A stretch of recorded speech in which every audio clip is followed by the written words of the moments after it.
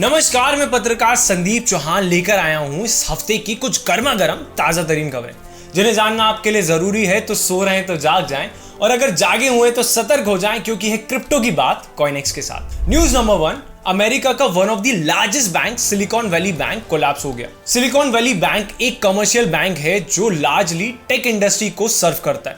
Majority जो startup silicon valley से आते हैं उनके फंड्स और अकाउंट्स इस बैंक में थे। अब इसके कोलैप्स के बाद से ये डर बना हुआ है कि अब इन फंड्स का क्या होगा। अब जो बात हमें पता होनी चाहिए वो ये है कि बैंक्स के कोलैप्स से कैसे क्रिप्टो इंडस्ट्री को इंपैक्ट पड़ेगा।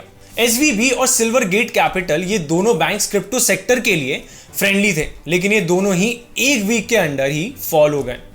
दोनों ही बैंक्स क्रिप्टो कंपनीज और स्टार्टअप्स को लिक्विडिटी और फाइनेंसिंग प्रोवाइड करते थे। इन कोलैप्सेस से बिटकॉइन और ओवरऑल क्रिप्टो मार्केट की लिक्विडिटी को काफी प्रॉब्लम फेस करनी पड़ सकती है। अब इन बैंक्स के फेलियर का असर स्टेबल कॉइन मार्केट पर भी पड़ा है, जैसे कि यूएसडीटी जो कि second most liquid US dollar packed stable coin था, इसने डॉलर से अपने पैक को लूज कर दिया जब इसके इशुअर सर्कल ने एडमिट करा कि उनके 3.3 बिलियन डॉलर सिल्वरगेट कैपिटल में थे। न्यूज नंबर 2, इंडिया में अब क्रिप्टो ट्रांजैक्शंस पीएमएलए के अंडर आएंगे। इंडिया ने एक गजेटेड लेटर पब्लिश करा जिसमें यह मेंशन है कि अब क्रिप्टो ट्रेडिंग ट्रांजैक्शंस और हर तरह की क्रिप्टो एक्टिविटी जो कि वीडीए की डेफिनेशन में आती है, अब वो prevention of money laundering act 2002 के अंडर कवर होंगे, और एक्सचेंजेस और क्रिप्टो फर्म्स को इसके रूल्स के अकॉर्डिंग गाइडलाइंस को फॉलो करना होगा। जैसे कि ये फर्म्स जिस भी कस्टमर के साथ काम कर रहे हैं या जिन्हें भी अपनी सर्विसेज प्रोवाइड कर रहे हैं उनकी केवाईसी करनी होगी। केवाईसी यानी कि नो योर कस्टमर,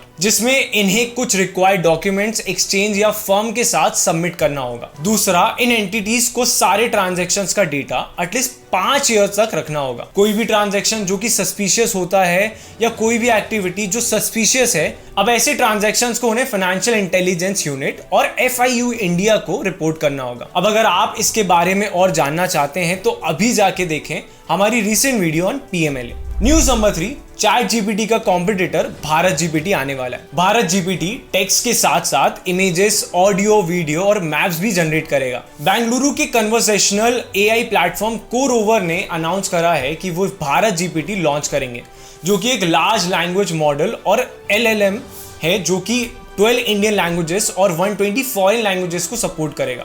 अब कंपेयर करें तो OpenAI का चैट जीपीटी सिर्फ 95 लैंग्वेजेस को ही सपोर्ट करता है, और उसमें भी वो इंस्ट्रक्शन सिर्फ इंग्लिश में ही लेता है। न्यूज नंबर 4, अब अमेरिका में भी क्रिप्टो पर 30% टैक्स लगेगा। बिडेन गवर्नमेंट ने अपने बजट में क्रिप्टो माइनिंग पर 30% टैक्स प्रपोज करा है।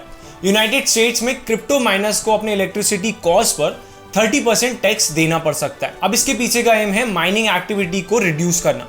अब ये टैक्स 10% ईयर से स्टार्ट होगा, जो 3 इयर्स में 30% तक पहुंच जाएगा।